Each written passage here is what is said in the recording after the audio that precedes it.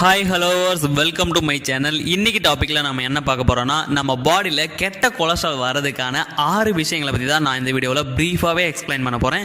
So நீங்கள் இந்த 6 விஷயங்களை பண்ணுறீங்க அப்படின்னா கண்டிப்பாக வீடியோவை பார்த்துட்டு இன்றைக்கே ஸ்டாப் பண்ணிடுங்க. அப்போனா தான் உங்களுக்கு கொலஸ்ட்ரால் வராமல் தடுக்க முடியும். ஸோ வீடியோக்குள்ளே போகிறதுக்கு முன்னாடி நாங்கள் weight loss, weight gain, BP, sugar, thyroid, cholesterol, PCOD, PCOS இந்த மாதிரியான ப்ராப்ளத்தெல்லாம் நாங்கள் ஹெர்பலைஃப் ஃபுட்டு மூலியமாகவே ஈஸியாகவே க்யூர் பண்ணி கொடுத்துட்ருக்கோம். ஸோ நீங்கள் ஹெர்பலைஃப் ஃபுட்டை எடுத்து நீங்கள் உங்கள் ஹெல்த்தை க்யூர் பண்ணணும், நீங்கள் இந்த ஃபுட்டை எப்படி பர்ச்சேஸ் பண்ணணும் அப்படின்னு நினைக்கிறீங்கன்னா கண்டிப்பாக டிஸ்பிளேல தெரியும் இந்த நம்பருக்கு கால் பண்ணுங்கள். கண்டிப்பாக நான் உங்களுக்கு ஹெல்ப் பண்ணி கைட் பண்ணுறேன். ஸோ நம்ம உடம்புல கெட்ட கொலஸ்ட்ரால் அளவு அதிகரிக்கிறதுக்கு காரணமாக இருக்கிற ஒரு 6 ரீசன் என்னென்னா உணவு முறை, வாழ்க்கை முறை, மரபியல், சுகாதார நிலைமை, மருந்து அப்படின்னு பல காரணங்கள் சொல்லப்படுது. நம்ம பாடியில் 2 கொலஸ்ட்ரால் இருக்குங்க. ஒன்று எல்டிஎல், இன்னொன்று ஹெச்டிஎல். இந்த எல்டிஎல் அப்படிங்கிறது கெட்ட கொழுப்பு, இந்த ஹெச்டிஎல்ங்கிறது நல்ல கொழுப்பு. அதிக கொழுப்பு உள்ள உணவு நம்ம சாப்பிடும்போது தான் நம்ம பாடியில் எந்த அளவுக்கு நல்ல கொழுப்பு ஆட் ஆகுதோ அதே அளவுக்கு கெட்ட கொழுப்பு ஆட் ஆகுதுங்க. நிறைய பேருக்கு கொலஸ்ட்ரால் வர்றதுக்கான 6 ரீசன் என்னன்னு பார்த்தீங்கன்னா, ஃபர்ஸ்ட் விஷயம் ஜீன், மரபணு. சில பேருக்கு அவங்களோட மரபணுக்கள் காரணமாக கொலஸ்ட்ரால் இருக்கும். இது பரம்பரையாக குடும்ப ஹைப்பர் கொலஸ்ட்ரோலோமியா அப்படின்னு சொல்லப்படுற இந்த பரம்பரை நோய் நம்ம ரத்தத்தில் எல்டிஎலோட அளவை அதிகரிக்குதுங்க.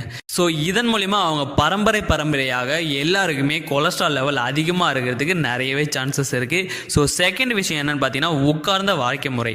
இப்போ இருக்கிற காலத்தில் உடல் உழைப்புக்கான வேலை ரொம்பவே குறைஞ்சிக்கிட்டே வருதுன்னு ஆய்வில் சொல்லப்படுது.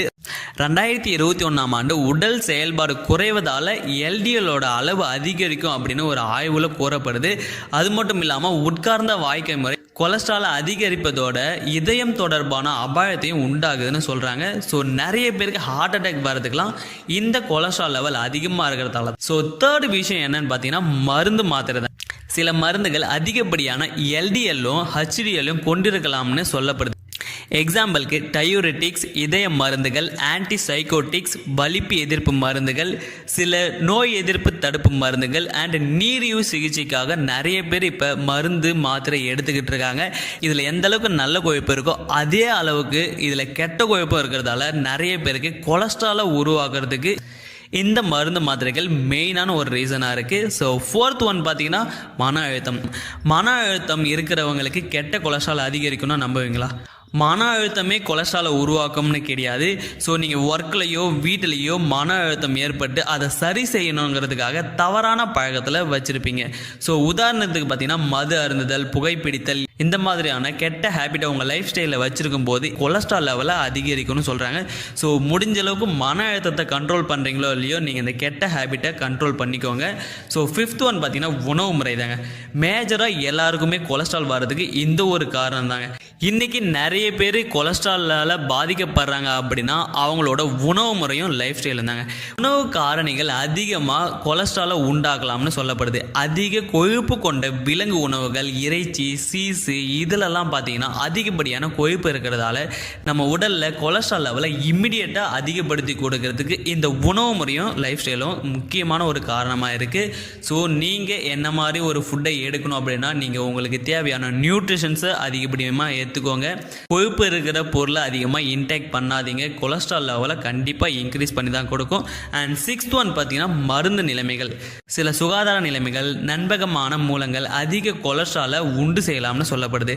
எக்ஸாம்பிளுக்கு இப்போ நீங்கள் உங்களுக்கு சிறுநீரக நோய், உடல் பருமன், கல்லீரல் பிரச்சனை இந்த மாதிரியான பிரச்சனை எல்லாம் உங்களுக்கு இருக்குது அப்படின்னா கண்டிப்பாக உங்களுக்கு கொலஸ்ட்ரால் லெவல் அதிகமாகும். ஸோ இந்த மாதிரியான ப்ராப்ளம் இருக்குன்னா கண்டிப்பாக நீங்கள் இமீடியட்டாக டாக்டரோ இல்லைனா யாருன்னா கன்சல்ட் பண்ணி உங்கள் கொலஸ்ட்ரால் லெவலை இமீடியட்டாக கண்ட்ரோல் பண்ணிக்கிங்க. ஸோ நீங்கள் இந்த கொலஸ்ட்ராலை கம்மி பண்ணணும் அப்படின்னா ஃபர்ஸ்ட் விஷயம் உங்கள் உடல் பருமனை குறைக்கணும். உங்களுக்கு உங்கள் ஹெல்த்தில் எந்த ஒரு ப்ராப்ளமும் இல்லாமல் இருக்கணும். நீங்கள் டெய்லி பேசிஸில் எக்ஸசைஸ் பண்ணணும். உங்கள் பாடிக்கு தேவையான நியூட்ரிஷன்ஸை நீங்கள் ஃபர்ஸ்ட் ஆஃப் ஆல் கொடுத்தீங்கனாலே உங்கள் பாடியில் எந்த ஒரு கொலஸ்ட்ரால் ப்ராப்ளமும் இல்லாமல் நீங்கள் ஹெல்த்தியாக இருக்கலாம். நம்ம ஹெர்பலைஃப்பில் இருக்கிற இந்த ஃபுட்டெல்லாம் நீங்கள் டெய்லி பேசிஸில் கன்சியூம் பண்ணி எடுக்கும்போது உங்களுக்கு பார்த்தீங்கன்னா கொலஸ்ட்ரால் லெவலை ஈஸியாகவே ரெடியூஸ் பண்ணுறதுக்கு ரொம்பவே சப்போர்ட் பண்ணும். இந்த கொலஸ்ட்ரால் இருக்கிறவங்க ஹெர்பலைஃப்ல இருக்கிற எந்த ஃபுட்டை எடுக்கலாம் அப்படின்னு கேட்குறீங்களா? இந்த ஃபார்முலா 1 புரோட்டீன், ஷேக் மட், fibre, beta hot and multi vitamin இதை மட்டும் நீங்கள் கன்சியூம் பண்ணி எடுத்தாலே உங்களுக்கு தேவையான நியூட்ரிஷன்ஸும் கிடைச்சிடும். உங்கள் பாடியில் இருக்கிற கொலஸ்ட்ரால் லெவலை இமிடியேட்டாக கண்ட்ரோல் பண்ணுறதுக்கு இந்த ஃபுட்டு எல்லாமே ஈஸியாகவே சப்போர்ட் பண்ணும். ஸோ இந்த ஃபுட்டை பற்றி நீங்கள் மேலும் இன்ஃபர்மேஷன் தெரிஞ்சுக்கணும், இல்லை இந்த ஃபுட்டை எங்கே பர்ச்சேஸ் பண்ணணும் அப்படின்னு நினச்சாலும், இந்த ஃபுட்டு எல்லாமே நான் லோ ப்ரைஸில் வாங்கணும்னு நினைக்கிறேன் அப்படின்னாலும் சரி, கண்டிப்பாக டிஸ்பிளேல தெரியுது இந்த நம்பருக்கு கால் பண்ணுங்கள். நான் உங்களுக்கு ஹெல்ப் பண்ணி கைட் பண்ணுறேன். தேங்க்ஸ் ஃபார் வாட்சிங்.